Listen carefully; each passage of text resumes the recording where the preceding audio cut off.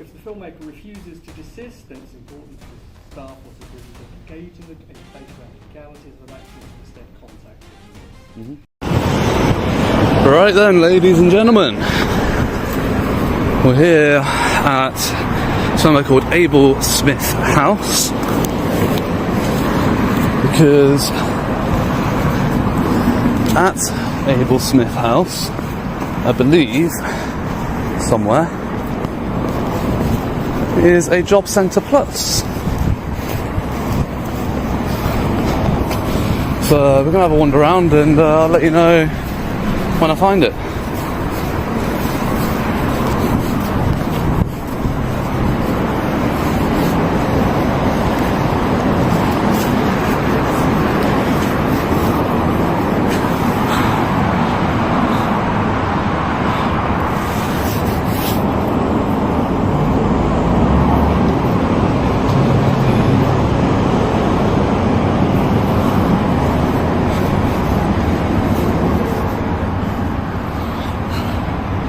Interesting.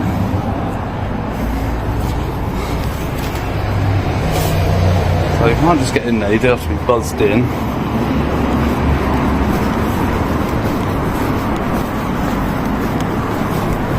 So we'll carry on looking around.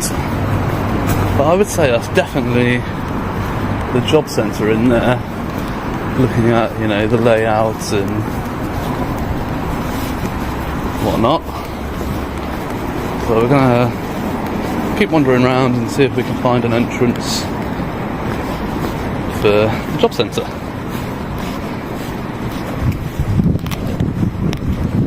Hopefully we find one. Ah, here we go. Job centre entrance this way.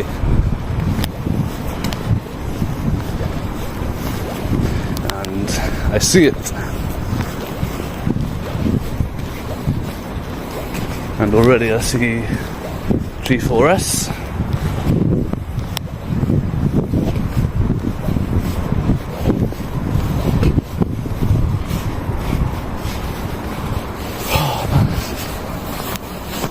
And they're literally inside the door, so push the door to open.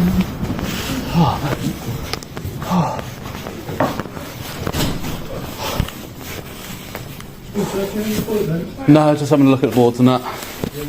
Yeah.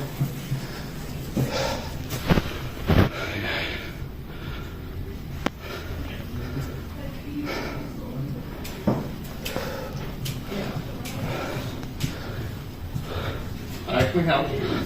Pardon? Can we help? No, just as I said, I'm just having a look at the boards and stuff, mate. Okay. What's the filming for? Pardon? The filming. This is the first critical moment. Filming hasn't caused disruption, yet it immediately triggers resistance. In publicly funded spaces like this, the confusion usually starts with staff mixing up policy preference and actual law. The presence of a camera alone isn't illegal, but watch how quickly authority is asserted anyway. Do you think the reaction would be the same without a camera? Here's the classic audit standoff. The auditor isn't refusing to comply. He's asking for written policy, not verbal instructions. That distinction matters. Verbal demands carry no legal weight if they contradict official guidance. This is often where situations escalate unnecessarily because policy hasn't actually been checked. My name is, so I'll call you the manager. Can you please go look up your written policy, because I'm aware there is a written policy on this, and it will enlighten you. Okay. Can you please leave the premises for the time being? When you look up your written policy... Can you please, we don't allow filming on you. But your written policy states otherwise. We don't allow filming on Yeah, your written policy states otherwise. Permission? Your written policy states otherwise. Leave, then we will call the police to have you removed. Okay. The written policy from the DWP itself states otherwise. Then we will call the police and we'll have you removed. Okay. For your information, Yes. I'm recording you. I appreciate that. Thank you for letting me know.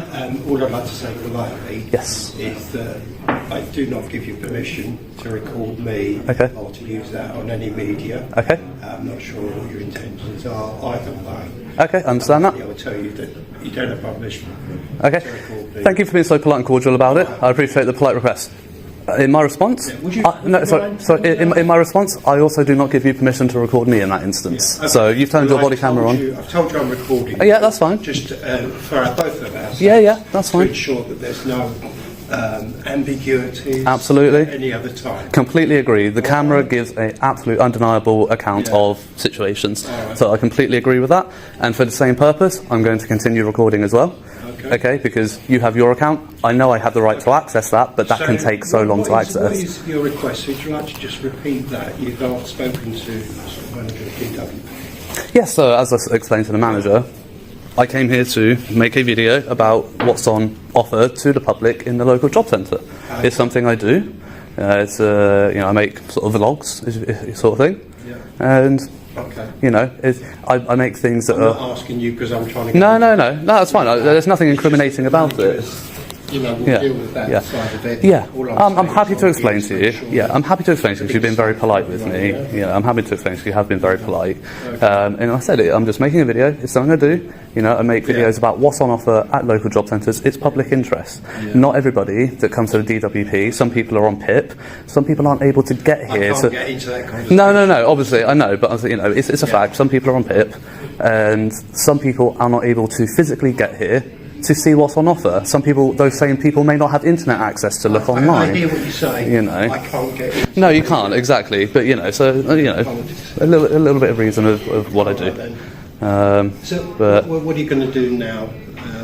Well, I'm going to wait for the manager to print off his written policy on it, because I'm aware that there is one. Here comes the manager, and the classic debate over policy begins. The manager insists filming isn't allowed, but the auditor politely asks to see that rule in writing. This is a crucial distinction. Often, verbal instructions differ from actual written guidelines. The auditor refuses to leave until the policy is produced, setting up a standoff. It raises the question, does the rule exist, or is it just a preference?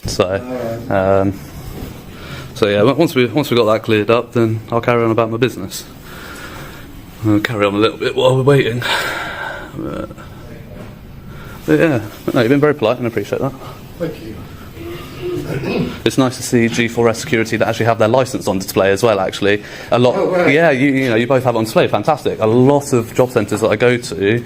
Again, I can't. No, okay, you can't get into that. Yeah, that's fine. But I'm still going to say what my piece.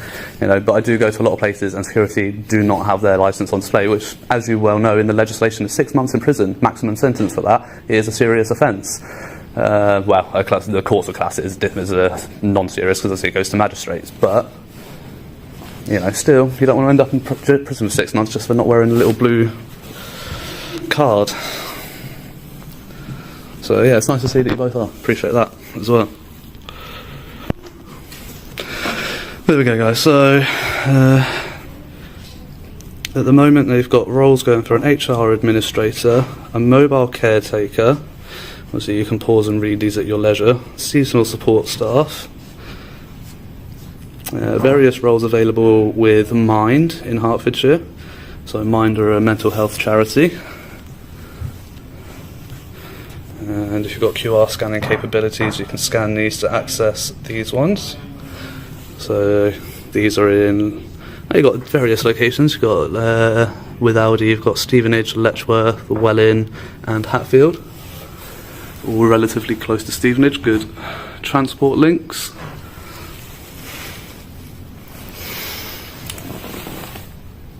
There we go. Got some more here.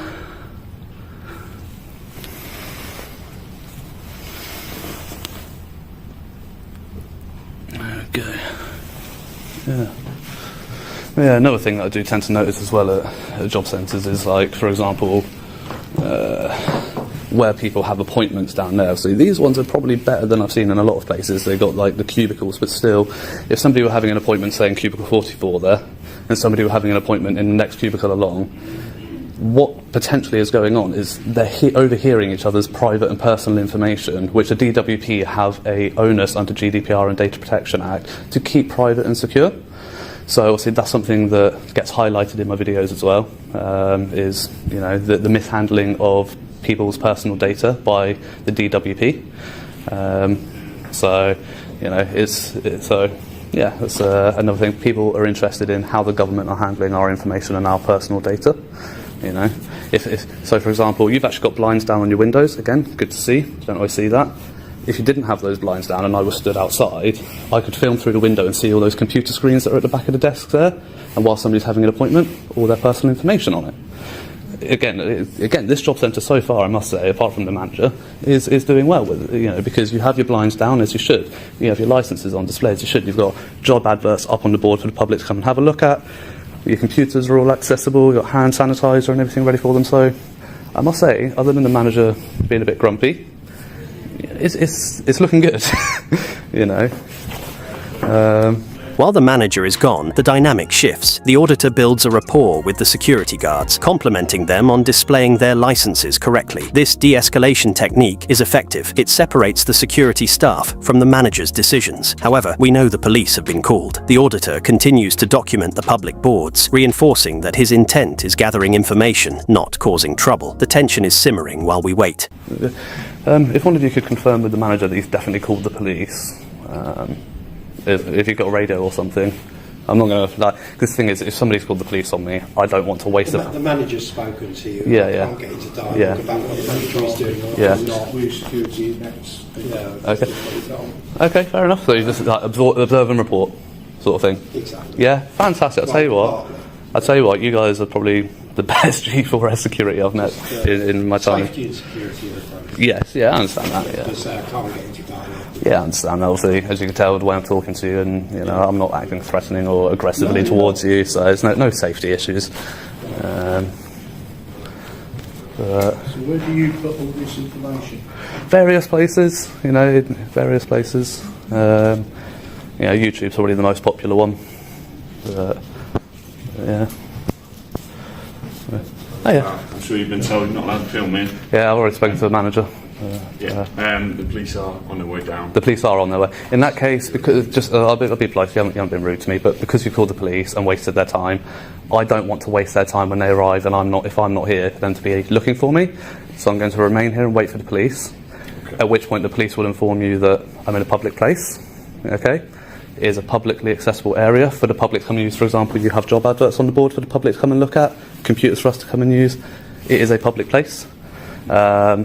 And why are you filming? Why don't you just... Well, I've already explained to security. They can fill you in later. I'm not repeating myself. But photos of the boards, don't you?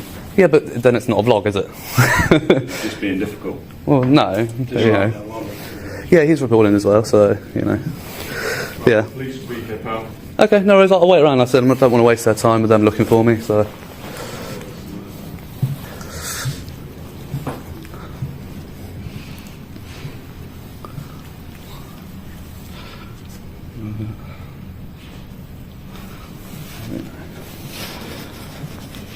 Oh dear.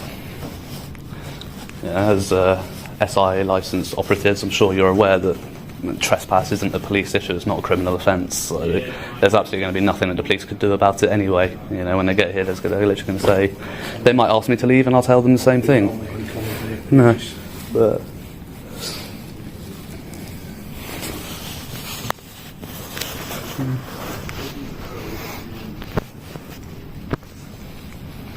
Notice the shift in dynamics. By staying calm and respectful, the auditor separates security staff from management decisions. This is textbook de-escalation. Complementing professionalism lowers tension and reframes the interaction. A smart move that strengthens credibility if police do arrive. Police being called changes everything, but not always in the way staff expect. In the UK, civil trespass is not a criminal offense. Without aggression, obstruction, or another crime, police powers are extremely limited. The auditor clearly understands this and chooses to stay, knowing enforcement may not be lawful. Risky, but calculated. So I'm aware of the policy. If they print, if they show you it on paper, are you happy to cease filming and obviously leave the premises? So their policy, the one that I'm aware of their filming on DWP premises is they use the HSE Act, Health and Safety for Employers, not relevant to a member of the public in this building. Is the onus on them for that. And at the end of that printout, it does say that while they prefer that claimants and members of the public don't film here, there is nothing that they can do to stop it. If somebody wanted to film, say for example their appointment, they cannot be stopped from doing it if that's what they want to do, and they should be offered a private room to have their appointment. So it does state in their written policy that they cannot stop somebody from filming in the job centre if they want to, and that's the straight. That's probably why. That's probably why he hasn't come and shown me. May? Yeah, absolutely. It says if there's no business reason, so first ensure there's no legitimate customer service requirement from the filmmaker as a DWP customer, which there isn't. DWP policy is we prohibit filming for data protection, privacy and information security reasons in DWP premises without permission unless a reasonable adjustment is in place. Any filming must stop before allowing entry. If there's no business reason for the entry, which there wasn't, follow the advice below, have on-site security maintain a safe distance of those of the filmmakers, which they have done. They've been fantastic for us, they've been really good. Okay. Where a request is made by DWP staff or a security guard to stop filming and leave the property, this must be done calmly, professionally, using the statement, I don't give permission for filming, please stop. We don't allow filming or audio recording on my premises without permission. I said words, perhaps not precisely those words, but to that effect, pretty much fair enough. To that effect. If the filmmaker refuses to desist, then it's important for staff or security to engage in any debate around the legalities of their actions and instead contact the police. Close all ground floor blinds to prevent intrusion into the building. Ensure all external doors. Remove name badges if you're exiting the building. It's important to staff. Where incident occurs, it should be raised via the UCB. But if unavoidable, do so calmly rather being professional at all times. Please stop. We do not allow film or audio recording on our premises without permission. So that's basically. May I read that? May I have a look at that? Read that. May I keep this copy? You can keep that. Yep. This is a pivotal moment. The manager returns with the written policy, but it appears to backfire. The document actually states that they cannot stop someone from filming in public areas and should only call police for aggressive behaviour. By reading this aloud, the manager inadvertently validates the auditor's right to be there. It seems inconsistent with his earlier demands, creating an awkward reality check just minutes before officers arrive. The manager just admitted his own policy doesn't ban filming, but the police are already walking in. Watch how the officer tries to enforce a rule that doesn't exist, and how a small badge on his uniform sparks a massive constitutional debate. Well, you've got it on camera. It was recorded. Take your details. I'm not here to be a parrot and repeat myself. We'd like to know your legitimate while you're here. Well, We don't know. We haven't been decided. Okay, that's fine. You can ask them. I already told them. No offence, but you know, you're here as an observer. This is a matter of civil trespass. You're here as observers, and that's the extent of your powers. It's civil trespass, whether or not they have a written policy. They've got legal, saying you don't have permission to be here. It's, you don't have a legitimate reason. okay, it's still I'm asking you, okay, and but that's not your business. This is a civil matter. It's a civil matter, not it's not a police matter. Yes, okay, fine, and fine. If that's the case, okay, fine. If that's the case, right? If that's the case, then this comes down to a matter of I'm trespassing. Okay? Do you have any jurisdiction over a civil trespass? I just want to know. Do you have any jurisdiction over civil trespass, or are you here to observe? Right. So mind your own, and I'll deal with it with them. But they still don't know. I'll tell you what. I'll take the gang badge off your uniform. We might be able to have a civil conversation. You don't speak to me like that. Well, I do. You don't. I do. If you're going to wear a gang badge on your uniform, then that's exactly how I'll talk to you. You don't need to start talking to me like that. Why not? What are you going to do about it? Well, if you start getting leery, I can remove you. So no, you can't. It's a civil matter, not a police matter. You cannot get involved. okay, enough of the attitude. No. I'm asking you why you're here, and you still don't know why you're here. I'm asking you very nicely why you're here, and you haven't answered. It's not your business. Well, if they've called us, we then are part of the business now. You're here as an independent observer in a matter of civil trespass. Don't ask me why you're here, because you don't have a reason why you're here. Okay, cool. The police arrive and immediately step into what appears to be a civil dispute. The auditor stands his ground, reminding the officer that without a crime, this isn't a police matter. It's a sharp challenge to authority. The officer seems caught off guard when told he has no jurisdiction here. This interaction highlights the often blurry line between enforcing the law and enforcing a private building's internal wishes. So you're making inferences. Are you now a solicitor? Are you a barrister? You won't tell me But you're making Therefore, inferences. I'm guessing that you don't have a reason.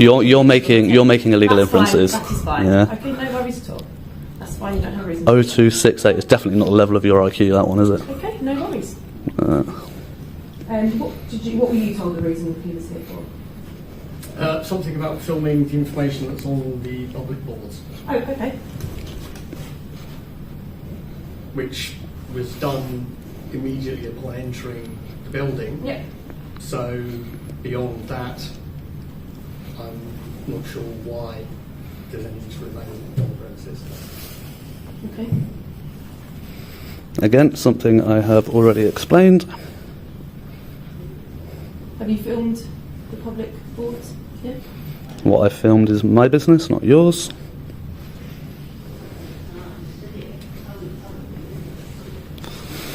If you want respect from members of the public, I would strongly suggest you take those gang badges off your uniforms. That would be a cracking start. But we've already had that discussion, me and you, about how I feel about that badge. You know. I'm pretty sure was it you that was with him last time, or was it somebody else? I know it was a female officer. I can't remember. Yeah, I think you did. Yeah, it was. Yeah. Yeah. Yeah. So I made you both aware of how I feel about that. That's okay. Badge on your uniform. Sorry, and your collar number again, just to remind me. 1128. 1128. Thank you. There we go.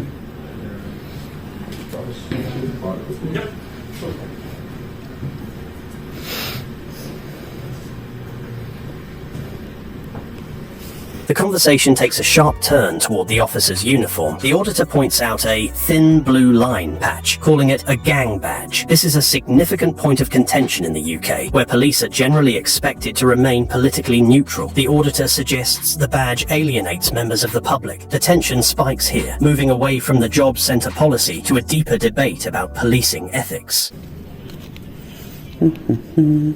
So it's interesting that he only read out the points that he wanted to read out. So should I read you the rest of it, Constable? No, you don't want to hear the rest of it. Oh, sorry, it's internet. Yeah. So he only read out the parts that he wanted you to hear. Okay, yeah, go. So we've got to help manage these incidents and protect staff, the following information is provided to help should such an incident happen again.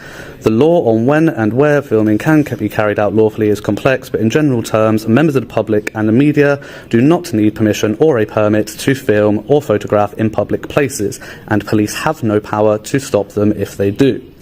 What amounts to a public place requires legal advice, and where this becomes necessary, the office manager should seek instruction from legal services or the landlord. Staff are reminded that filming a DWP site or staff is not prohibited by criminal law, and it is only when the filmmaker's behaviour breaches criminal legislation, e.g. Public order offence, which I'm sure the security guards can attest to the fact that I've been very polite and cordial with you guys. Haven't been threatening or anything. Where filmmakers film on private property and refuse to desist, it is the landlord or DWP's responsibility to seek a civil remedy to prevent this, an injunction in England, Wales and Northern Ireland, and interdict in Scotland. So therefore, as I was saying, you're here as an observer. They called you fine. Yeah, you're here as an observer.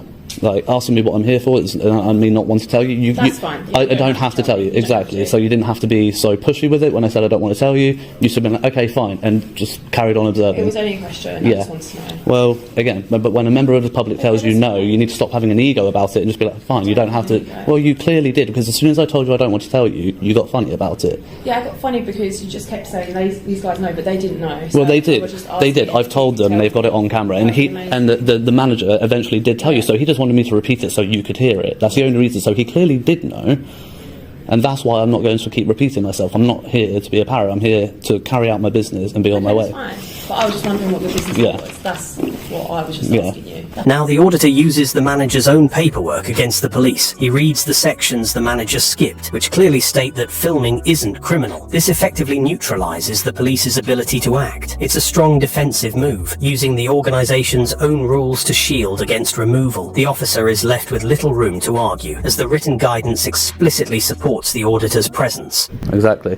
But yeah, that PCSO, by the way, put in a formal complaint against him. He's currently being investigated, and after you guys left, I went in to make a complaint in person about the PCSO. Two female PCs. Oh yeah, you saw the video, didn't you? Man, that was ridiculous. I've actually put in a complaint against them, not just for their attitude, but for misfeasance in public office. They abused their power and threatened to seize my property for conspiracy to commit public nuisance, which, when I looked up that act afterwards, I fit none of the criteria for. So they're abusing their position of authority to threaten members of the public. It amounts to harassment. Well, like we said last time, you're well yeah, your right to make exactly. complaints, and people need to make complaints about things like this at times because that's how you absolutely improve and so forth. Yeah, I'm currently fighting to get those badges off your uniform officially. Yeah, I know. But okay. Well, at the end of the day, those badges arose as a counter-protest to BLM, so the fact that you wear them kind of paints you in a bad light. Personally, I don't view it in that light. I understand. Yeah, again, like I said last time. I walk around with a swastika on me. Personally, I'm not using it for that. I'm using it for the Hindi reason of where it originated from. But I walk around with that on me, then I'm going to get done for public order offences. Because it is a hate image. So, and that's the thing, whether or not you're using it for your personal reasons, you have to take into account the connotations that emblem carries with it. And that was used heavily in counter-BLM protests. That's what made them so popular. And they've also been used by white supremacist group, not Yardie Boys, that's London gang, what do they call? Something boys in America, they've co-opted the thin blue line for white supremacy, and it's a shame that groups like these are taking it is, but that's exactly what the Nazis did with the swastika. It existed for that for very peaceful reasons. But you need to keep that in mind. You need to take that into account. The image that you're putting across, and the faith that members of the public have in you when they see that on your uniform, it undermines you. Okay, and that's what, if you want respect and you want a good relationship with the public, wearing those on your uniform is not helping in the slightest. And that's not just me, that is a widespread opinion by thousands of people, thousands, not just a couple of us. I mean, you've seen my video, that video got 100 and something thousand views, then a lot of them did comment on your badges on your uniform. Exactly. So you're aware that people don't like it, but it is. Don't like us, though. But it is your responsibility, according to Pelian principles of policing, to have the court of public opinion on your side, and diminishing and undermining your own position. No, you've just admitted that people don't like it, and you still continue to do it. Yeah. And I haven't really, to be fair, come over to us, but I understand the issue with it. I tried to get people to like me from talking about it. I don't understand, it has an effect and so forth, and I get that. But again, I can walk around with swastika, pretend to be the friendliest person, have the nicest demeanour about me, but I've still got that emblem. It's not. It's at the end of the day, I think it's atrocious, and I am looking at getting a petition into government to get it formally banned from your uniforms, because at the end of the day, it is a defaced flag. As I was saying to her, you swear an oath to the crown and then you deface the flag of this country. It doesn't show much respect for the oath that you take. The debate over the badge deepens. The auditor explains the history of the symbol and why it might be viewed as a political statement rather than just a memorial. It's rare to see such a philosophical debate happen during a call for service. The auditor remains calm but insistent that the symbol undermines the officer's neutrality. It shows that these audits often become about broader accountability rather than just the initial filming issue. There we go, guys. So, as I said, there's absolutely nothing that the police can do about it. The manager won't be happy. She's probably going to have a little cry in the corner. But yeah, I will keep hold of this policy. I will take a clearer picture of it and I will post that up for you to read. And like I said, conveniently, the manager did only read out the information that he wanted known, and conveniently left out the stuff that goes in my favour.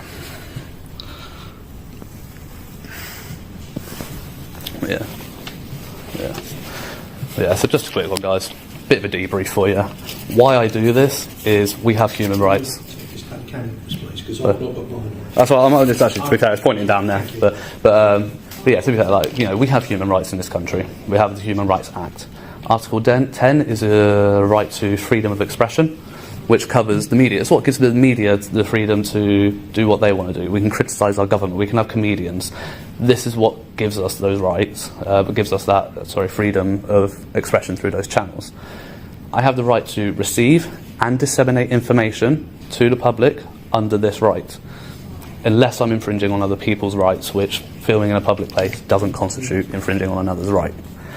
You don't have the right to privacy in a public place, the same way that you can have CCTV cameras and I can't object to it because it's a public place. You know, say, you know, walking down the street, you can have CCTV cameras pointing at you. You can't do anything about it because it's a public place. You don't have to have consent for it. You know, the best I can do is I can make a request for that.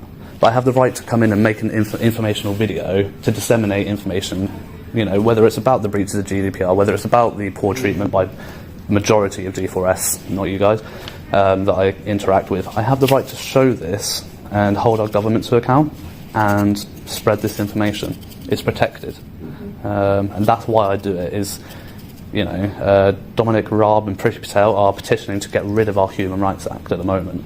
And this is basically a civil protest against such measures. You know, our human rights are important. They're there for a reason. We don't want them stripped. You know, the police would knock on your door without a warrant. You don't have to let them in. That's because it's protected under the Human Rights Act. You want to go marry whoever you want to marry. That's because it's protected under the Human Rights Act. The death sentence not in effect because of the Human Rights Act. These things are important. You know, they start stripping our rights slowly and slowly. You know, then it becomes a huge issue for us. We need to stand up for it. And that's why I do what I do. You know, when you guys are polite, I'll be polite back to you. You know, when people are aggressive to me, then I can give it back like I did with the female officer. You know, you start with an attitude with me, I can give an attitude. But if you're polite, you'll get politeness. You know, and I will take the time to explain to you why I'm doing what I'm doing, and I'm not just doing it to be an arsehole to you. You know, that's not my intention. But yeah, definitely, you know, the way our government handles our data, not impressed. This place is better. But yes, guys, as I said, with that, the police have informed managers and that civil trespass is a civil issue, nothing they can do, and I have the right to come in here and film, as per the written policy that the manager printed off and flagrantly disregarded the bit that says that. But I will leave you guys to your day. Thank you. When is this going on YouTube? I don't know. Could be, I don't know, probably a couple of weeks yet. Yeah. Go out, do loads, and then schedule them to go out, you know. Gives you time to process things. Okay. Have a good day. You too.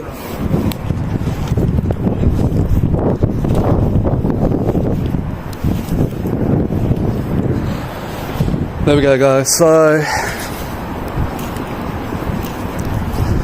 yeah, it was a fun one there at the Job Centre Plus in Stevenage. So, yeah, interestingly, like I said, they actually came out with this information sheet because of what we do, and as far as I'm aware, I am probably the most prolific for visiting job centre sites compared to other auditors. So I'd like to think that I've played a big contribution in this written policy that does state that, you know, they cannot stop you filming in a public place. What comes down to a public place is a matter for legal advice. This is the turning point. The written policy finally appears, and it backfires. Instead of banning filming outright, it acknowledges limits on enforcement and confirms police involvement is only appropriate in specific circumstances. Reading policy aloud can sometimes expose contradictions that were never meant to be heard on camera. The argument now shifts beyond filming to police neutrality. The thin blue line patch becomes symbolic, raising questions about public trust and impartiality. Whether you agree or not, this moment highlights how quickly routine interactions can evolve into deeper debates about authority, perception, and accountability. Where do you think that line should be drawn?